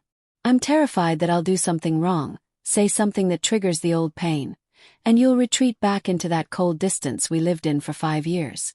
I'm terrified that I'm not good enough, strong enough, patient enough to be what you need. And I'm terrified that one day Aisling will ask me why I denied her, and I won't have an answer that makes sense to anyone, including myself." The confession flowed through the bond, raw and honest. Kiva felt his vulnerability, the way he was trusting her with his deepest fears.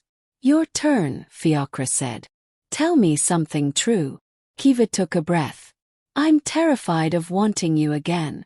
Of letting myself feel anything beyond cold necessity. Because if I let myself want you and you betray me again." She trailed off. "I don't think I'd survive it twice. So I keep you at arm's length, keep my heart protected. Keep telling myself that this is just practical cooperation.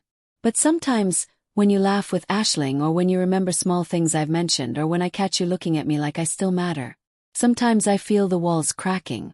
And that scares me more than anything." Fiacre turned to her then, and she saw tears on his face. "I won't betray you again," he said fiercely. "I swear it on everything I am. I swear it on Aisling's life. I swear it on the throne itself. I won't." "Don't swear on things you can't control," Kiva interrupted. "Life is complicated. Circumstances change. People fail.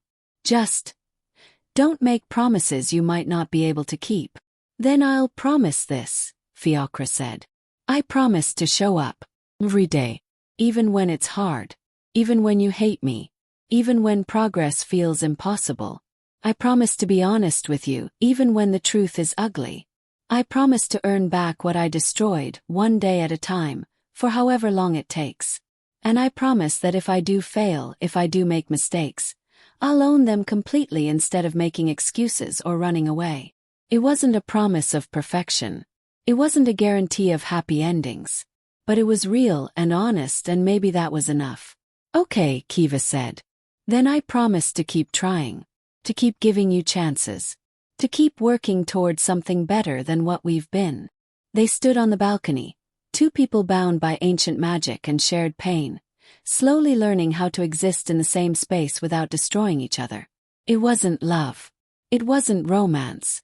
It wasn't anything close to the fairy tale the pack wanted to believe. But it was honest. And maybe honesty was the only foundation strong enough to build something lasting. Months turned into years. Aisling grew from precocious child to formidable young woman, her power manifesting in ways that impressed even the ancient elders. At 16, she could command a room of full-grown alphas. At 18, she was leading military campaigns against rival territories. At 20, she stood before the council and argued constitutional reforms with a kind of brilliance that made Kiva's heart swell with pride. And through it all, Kiva and Fiacre continued their careful dance of rebuilding. The pallet near the window eventually became a bed on the other side of the room. Then it moved closer. Until finally, one night when Kiva woke from a nightmare about the execution, she found herself reaching for him across the space that separated them. He was there immediately, pulling her close, murmuring comfort, letting her shake and cry without trying to fix it. And when she finally calmed, she didn't pull away. She stayed there, pressed against his chest, listening to his heartbeat, feeling the steady warmth of him through the bond. "I'm still angry," she whispered. "About what you did. About what I lost. About all of it." "I know," Fiacre said, his arms tightening around her. "You have every right to be. But I think—" She paused, searching for words. "I think maybe I'm ready to be angry while also acknowledging that you're not the same person who hurt me. That we're both different now. That maybe what we're building is stronger than what we had before because it's been tested and survived." Through the bond, she felt his hope, his love, his desperate gratitude for this moment. "Does this mean you forgive me?" he asked carefully. "No," Kiva said. "Forgiveness isn't something I can give all at once. But maybe I'm starting to. Maybe forgiveness is a process instead of a moment. Maybe every day I choose to stay, every time I let you closer, every moment I acknowledge that you've changed. Maybe all of that together is what forgiveness looks like." "I'll take it," Fiacra said. "I'll take whatever you can give and be grateful for it." They fell asleep like that, tangled together for the first time in 15 years. And when morning came, Kiva didn't pull away. She let herself exist in this new reality, still bound by ancient magic and past pain, but also connected by something deeper. Something earned instead of forced. Something that felt almost like healing. The pack noticed the change. Whispers shifted from concern about their cold bond to speculation about when the crown princess would produce a second heir. Council members commented on their improved dynamic, how they worked together seamlessly now during sessions. Even Aisling, grown into a formidable young woman in her own right, remarked on it. "You and father are happy now," she said during one of their private conversations. "Really happy. Not just pretending." "It took a long time," Kiva admitted. "And it's complicated. But yes, we've found something that works." "Tell me what really happened," Aisling said. "I'm 20 years old. I'm not a child anymore. I've heard the rumors, pieced together the inconsistencies in the official story. I know the version you told me about a complicated courtship isn't the truth. So tell me what actually happened when I was 2. Kiva had known this conversation was coming, had dreaded it for years. But Aisling deserved the truth. So she told her. Everything. The execution. The denial. The betrayal. The council intervention. The forced mating. The years of pain and careful rebuilding. She laid it all out, honest and unflinching, watching her daughter's face cycle through shock, anger, grief, and finally understanding. When she finished, Aisling was quiet for a long time. Then, "He denied me." "Yes." "Called you delusional." "Yes." "And you mated him anyway." "To keep you alive," Kiva said. "To give you a chance at legitimacy, at power, at a future that wasn't running from the pack forever. It was the only option that kept us both alive and together." Aisling's hands clenched into fists. Through the bond with Fiacra, Kiva felt the moment he realized what conversation was happening, felt his fear of losing his daughter's respect. "Where is he?" Aisling asked. "In the council chambers." "Aisling, please." But her daughter was already gone, moving with a kind of alpha speed that made guards scramble to get out of her way. Kiva followed, heart pounding, praying this wouldn't destroy the fragile peace they'd built. She arrived at the council chambers just as Aisling was confronting Fiacra in front of all the elders. Her daughter stood in the center of the room, power radiating from her like heat, her gray eyes, Fiacra's eyes, burning with righteous fury. "You denied me," Aisling said, her voice carrying across the chamber. "When my mother stood in chains on an execution platform, you looked at her and declared our bond a delusion. You called her manipulative. You disavowed your own child to save your position. Is this true?" The council fell silent. Every eye turned to Fiacra, waiting to see how the crown prince would respond to his daughter's accusation. And Kiva held her breath, terrified of what he might say, how he might try to excuse or minimize or defend. But Fiacra simply met his daughter's gaze and said, "Yes, every word is true." "Why?" "Because I was a coward," Fiacra said. "Because I valued my throne over your lives. Because I thought I could protect you by denying you, and I was catastrophically wrong. There is no excuse, Aisling. No justification.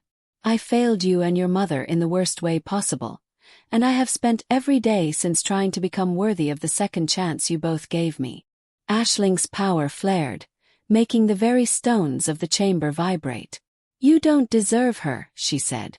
"You don't deserve either of us." "No," Fiacra agreed. "I don't. But your mother chose to give me the chance to try. And I will never stop working to be worthy of that choice." The chamber watched, transfixed, as daughter and father faced off. Then Aisling said something that surprised everyone. "Mother told me you've changed," she said. "That you're not the man who denied us. That you show up every day. That you've earned back her trust slowly, honestly, without taking shortcuts. Is that true?" "Ask her yourself," Fiacre said, and his eyes found Kiva across the chamber. All attention shifted to her. The council, the guards, her daughter, her mate. Everyone waiting to hear whether Kiva would defend the man who'd betrayed her or condemn him despite their years of rebuilding. She stepped forward, moving to stand between them, and spoke with absolute certainty. "He's changed," she said. "Not because time passed or because circumstances forced him to, but because he chose to. He chose to show up every day even when I hated him. He chose honesty even when it was painful. He chose to be a father to you, Aisling, even when he didn't know if I'd ever forgive him. He chose to become someone worthy of this family instead of continuing to be the coward who denied us. And yes," she turned to Fiacre, "he deserves us now. Because he earned it." Through the bond, she felt Fiacre's overwhelming love, his gratitude, his complete devotion. And for the first time in 20 years, she sent something back through the connection. Not words, just feeling. Just the truth of what she'd come to understand through 2 decades of painful rebuilding. She loved him. Not the way she had in the forest, young and naive and built on fantasy. But something deeper, more real, forged in fire and betrayal and the choice to stay anyway. She loved who he'd become. She loved the father he was to their daughter. She loved the mate he'd proven himself to be through years of patient dedication. She loved him. And through the bond, he felt it, and his breath caught, and tears streamed down his face as he understood that after 20 years of earning it, he finally had what he'd destroyed so long ago. Aisling looked between her parents, seeing the truth of their bond in ways only a grown daughter could understand. Her anger didn't disappear. What he'd done was still unforgivable in many ways. But she saw that they'd built something stronger from the ruins. That sometimes love required breaking before it could become real. "I don't forgive you yet," she told Fiacre. "But I acknowledge that you've changed. That you've become someone worthy of respect. Maybe someday I'll be able to look at you without remembering that you denied me. But today isn't that day. I'll wait as long as it takes," Fiacre said. "However long you need." Aisling nodded sharply, then turned and left the chamber. The council slowly filed out after her, leaving Kiva and Fiacre alone in the vast room. They stood there, connected by bond and blood and 2 decades of shared struggle, and finally, the last wall between them crumbled. "I love you," Kiva said aloud, speaking the words for the first time since the forest. "Despite everything. Because of everything. I love you." Fiacre crossed the space between them and pulled her into his arms. And this time she melted into the embrace instead of remaining rigid. "I have loved you every single day for 23 years, he whispered against her hair. "Through your hatred, through the distance, through every moment you looked at me with pain in your eyes. I have loved you, and I will love you until my last breath." They kissed then, and it tasted like redemption. But even as they held each other, even as love finally flowed freely through the bond, Kiva knew their story wasn't a fairy tale. They'd never fully erase what happened on that execution platform. Aisling would carry the truth of her father's denial. The pack would always whisper about the scandal. The scars were permanent. But scars meant survival. Scars meant they'd been through hell and emerged on the other side. Scars meant their love was real, tested, earned through choosing each other day after painful day until choosing became natural. And that, Kiva thought as she held her mate close, was worth more than any perfect love story could ever be. Years continued to pass. Aisling eventually made peace with her father, though it took time and many difficult conversations. She grew into a leader that would surpass both her parents. Her power tempered with wisdom earned from watching them rebuild what had been broken. The pack flourished under their combined leadership.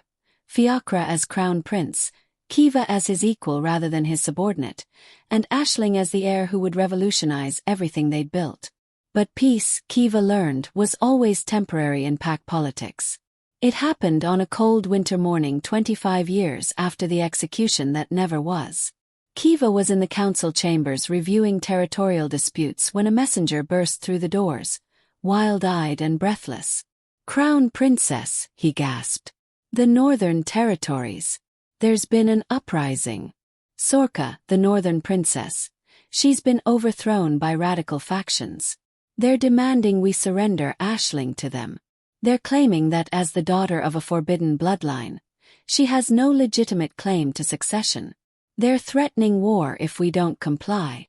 The chamber erupted into chaos. Council members shouted over each other, arguing strategy and politics and ancient treaties. But Kiva heard nothing except the blood rushing in her ears. Through the bond, she felt Fiachra's immediate presence. He'd been in another wing of the palace but was already running toward her, feeling her panic through their connection.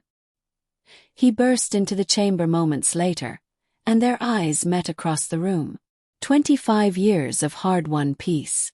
25 years of rebuilding. 25 years of proving that their daughter was legitimate, powerful, worthy of the throne.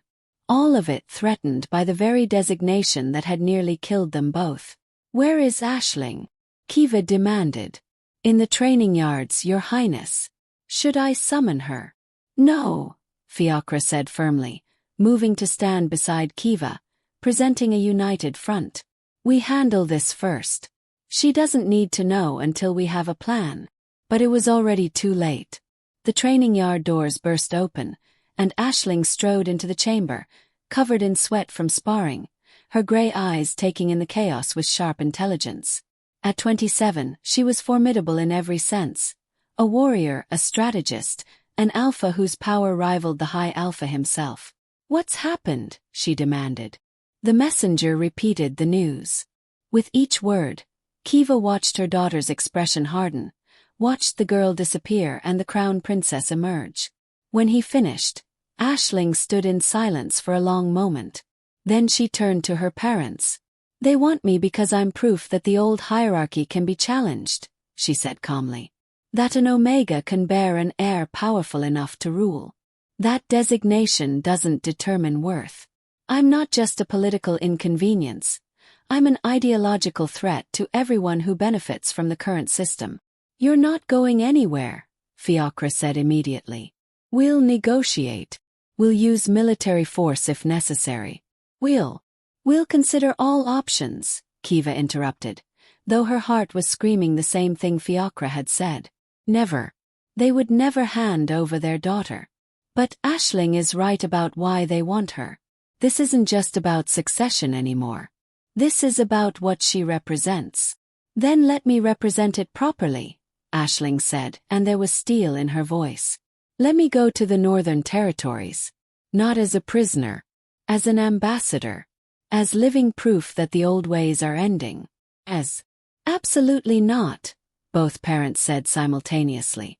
Aisling smiled slightly. "You don't get to decide this. I'm Crown Princess. I'm of age. I'm fully trained. And I'm the only one who can resolve this without war." "They'll kill you," Kiva said, and her voice broke. "The moment you cross into their territory, they'll execute you as an abomination. I will not lose you, Aisling. Not after everything we survived to keep you alive." "Mother," Aisling said gently, moving to take Kiva's hands. "You taught me that survival isn't enough. That sometimes we have to risk everything for what's right. You did it when you accepted the mating to keep me alive.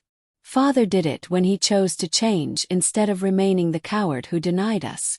Now it's my turn to risk everything for something that matters." Through the bond, Kiva felt Fiachra's devastation, felt him reliving that moment on the execution platform when he'd thought he'd lost them both. She felt his desperate need to protect their daughter, to prevent history from repeating, to never again stand helpless while someone he loved faced death. "There has to be another way," he said hoarsely. "If there is, we'll find it." The high alpha's voice cut through the chamber. Kiva's mate's father, ancient and terrible and surprisingly present, stepped forward. He'd softened somewhat in the decades since the scandal, watching his son become a true leader, watching his Omega daughter-in-law prove her worth 1,000 times over. But we cannot ignore this threat. The Northern Uprising has been brewing for years. They see Aisling as both symbol and scapegoat. Whether she goes or not, they will come for her eventually. Then we fight, Kiva said flatly. We mobilize every ally. We prepare for war. We do whatever it takes to protect our daughter. And condemn thousands to die in a conflict that might be resolved through diplomacy. Aisling challenged. Mother, I know you're afraid. I know what you survived to give me this life. But I can't hide behind your sacrifices forever. At some point, I have to stand on my own and face the consequences of what I am. The chamber fell silent. Every wolf present understood the weight of the moment. This wasn't just about one life or one succession. This was about the future of their entire hierarchy, about whether the old ways would continue or whether change was finally possible. Give us 3 days, Fiachra said finally. 3 days to explore every option, to consult with allies, to see if there's a path forward that doesn't require you walking into what might be an execution. If after 3 days we found nothing, we'll discuss letting you go as an ambassador. Aisling studied her father, then nodded. 3 days. But father. She waited until his eyes met hers. If you try to lock me in the palace or send me away or otherwise prevent me from making my own choice, I will never forgive you. I'm not 2 years old anymore.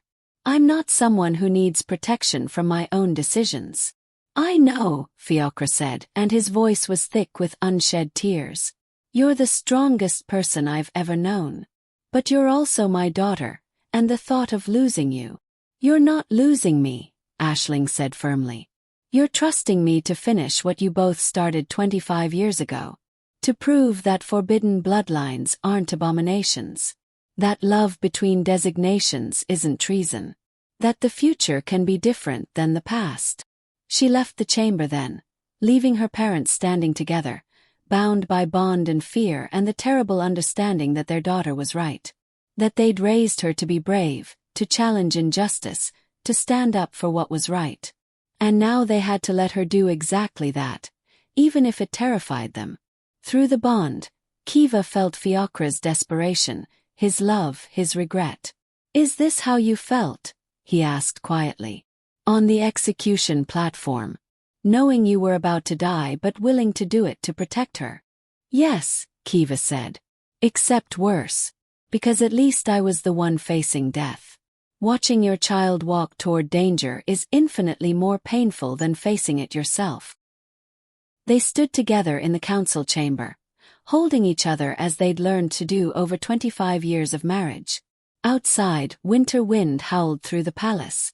In the north, radicals plotted their daughter's death.